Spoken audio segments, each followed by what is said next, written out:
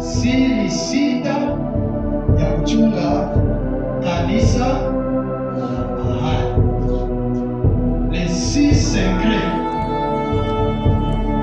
ya kuweza kuchunga eklezia lokali. Siri sita ya kuchunga kanisa la mahali.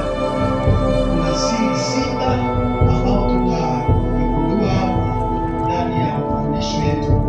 Hapa mstari ya kwanza, mstari zaidi, mstari ya pili pale ndani ya Matendo ya Mitume sura ya 13. Biblia inasema kwamba ilikuwa wakati mitume walikaa, wote wakakusanyika, kazi ikakuwa ngumu kwao, wakaona uzito wa kazi kulingana na hitaji ya mambo efektifu yao.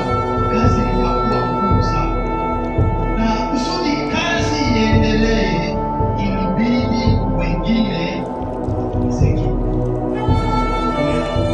Na toka mstari ya pili wakasema, munichagulie Saulo na nani na Barnaba, na muwaweke ndani ya kazi ambao niliwaambia.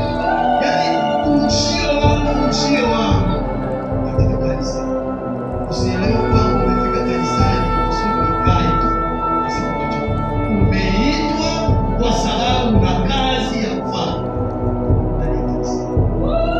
Wakati unatoka kwenye unaingia kanisani, kumbuka kwamba wakati unaanza safari, hauanze safari kuwazari ya baba. Haiko kwa mfano tu unaenda, lakini unaenda kwa sababu kuna kazi ambayo Mungu amekutuma kufanya. Na tutaona moderatrice atakuongoza. Kama ni kuimba, una kazi ya kuimba. Kama ni kusifu, kazi yako ile ile. Lakini ndani ya kanisa, tukitaka tuseme kwanza kanisa ni nini? Kanisa sio jengo ambao unayaona. Kanisa sio jengo ambao tumetamani sana hapa, tunatamani kuondoka ndani ya jengo ya zamani tuendee jengo lingine la nje.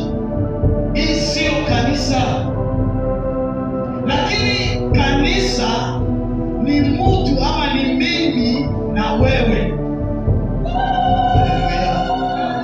Kanisa sio jengo, bali kanisa ni wewe na mimi. Katika lugha ya Kigiriki wanaita eklesia, jumla ya kanisa. Eklesia, yaani ukiona ile eklesia, maana yake ni watu ambao ni watu, kusanyiko ya watu ambao walitoka mahali fulani na wameenda mahali fulani.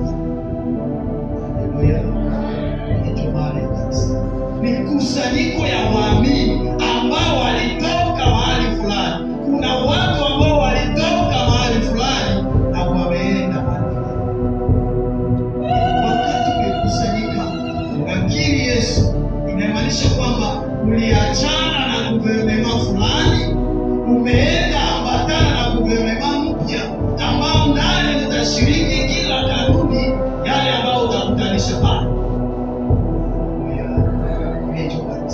Eklesia, kusanyiko ya waamini waliotoka mahali fulani na wamekuwa mahali fulani. Ndani ya kitabu fulani utakuta mwandishi anasema tusisahau kusanyiko kwa pamoja, kama ilivyokuwa desturi ya Wayahudi. Jumaa tunakusanyika Jumaa ndani ya jengo